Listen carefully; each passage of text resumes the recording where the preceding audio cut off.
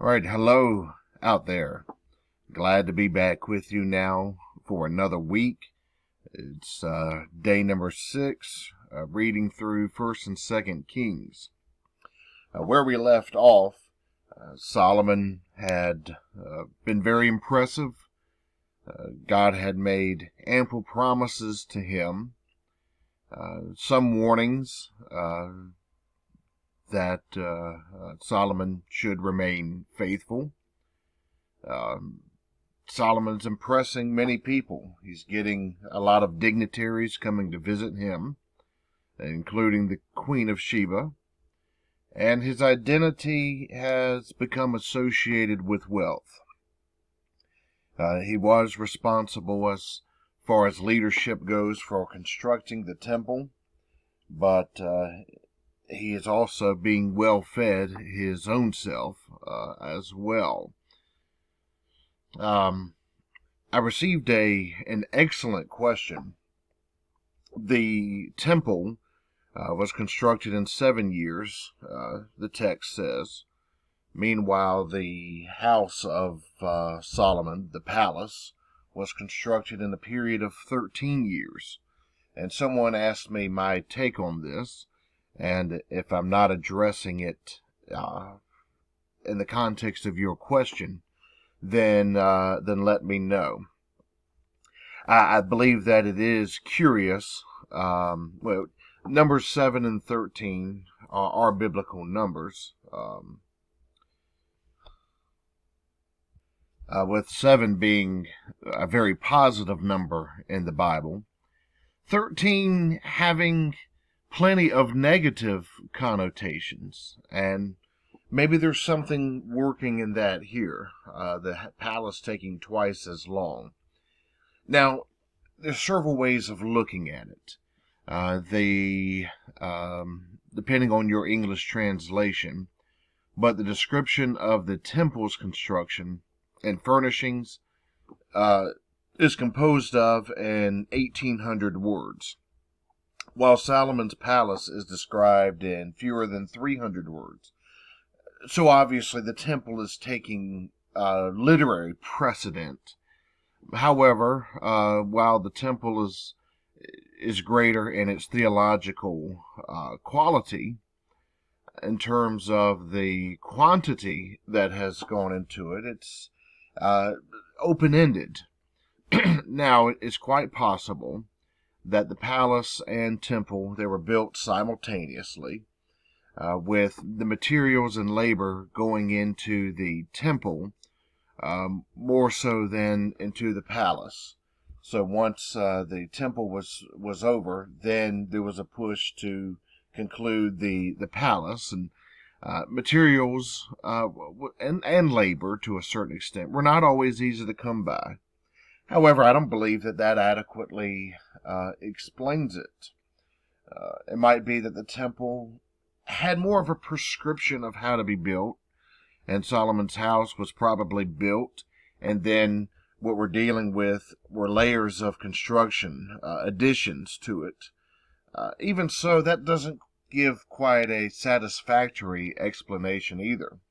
In fact, when we go in today's reading, we see that Solomon had 7 wives, 300 concubines.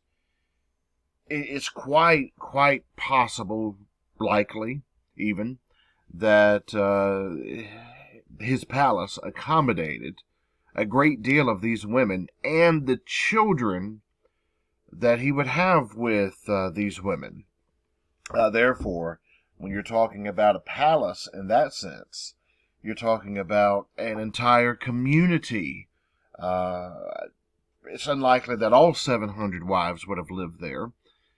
Some were probably spread around, not just in the area of Jerusalem, but perhaps even throughout the kingdom. But even so, a city like Bethlehem, a town like Bethlehem, had no more than 200 people in its history. So if you consider Solomon, and only if he had only 200 of his wives living at these quarters, and the children he would have with them, as well as his servants and staff, you can see that what's happening is this palace really is incorporated into an entire sub-community of Jerusalem. And so, does all of this seem reasonable, this excess? We're beginning to wonder, are we not? He's been associated with wealth. And then in chapter 11 here, we began to see his downfall. Part of that is his 700 wives and 300 concubines, 1,000 women to this one man. The excess is hurting the kingdom, and in fact, that's really the theme of chapters 11 and 12. Excess is ruining Solomon, as well as Rehoboam, the subsequent king. And so I think that was a great question, and I think that it was good to address it now a couple of videos later, because it really fits into the context. And so that was a good eye and a good thing to call attention to. So now that we're in chapter 11, Solomon, he's fallen in love with women, and he's marrying women. Now he's marrying foreign women. Now we get the idea in this book that sometimes this was a good idea. Marrying foreign women, if it was the daughter of a king, and here it's in chapter 11, verse 1, it says, besides Pharaoh's daughter, which was a peace treaty. But marrying foreign women could serve as a peace treaty. It was good foreign policy. However, it seems that this is becoming a bit more problematic than that. Between 700 wives and 300 concubines, they're not all based in political treaty. And what's happening here is Solomon is irresistibly attracted to these women in verse number 2. And the concern is, by God, that they're going to be a bad influence on him, that culture is going to be corrupted. And in fact, what happens as Solomon ages, these other cultures, particularly religions, as we call them, are going to have a negative effect on the kingdom. And God's not liking this, because this is a deal breaker. This is a stepping away from the covenant. Remember, the covenant with David was that this was going to be a great dynasty for the household of David, but they were going to have to manage it correctly. The covenant did not mean anything if not to be stewarded faithfully and properly. And so God's his voice is going to be injected here. Bad times are going to come, but he's going to give, for the sake of David's honor, the deceased David, he's going to give the courtesy of waiting till after Solomon has died, before the kingdom's ripped out of the Davidic household. But there's some immediate consequences as well. Solomon has not been a fighter. I remarked on that last week. He's been good at economics, but now he's going to have to deal with foreign conflict. Then there's this character, Jeroboam, and here in chapter 1, who seems to be a good manager, and he's going to try to ignite some sort of insurrection here, and then go and hide out in Egypt.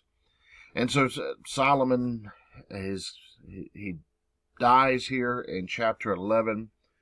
Aside from the temple, which was to his credit, at least limited credit, his legacy is very mixed and uncertain, not unlike that of David. Aside from the temple, he was a man of wealth and of excess and many women, and he was one who continued a spiral into division. So, after he dies, now we're in chapter 12, Rehoboam, his son, we've got Rehoboam and Jeroboam. Of course, Rehoboam is the son. takes the monarchy, and Rehoboam's going to call his advisors, the old men and the young men. The older advisors, the political experts, are going to say, your father was a very hard man. Solomon had us working a total of 20 years, right? 13 and 7 on his projects, just the palace and the temple. Your father was very hard. If you lighten up, the people are going to be very loyal to you if you're lighter than your father was. If you lower the taxes, as it were. Well, the younger advisors are going to come to Rehoboam and suggest the opposite. You should go harder on the people, demand their respect.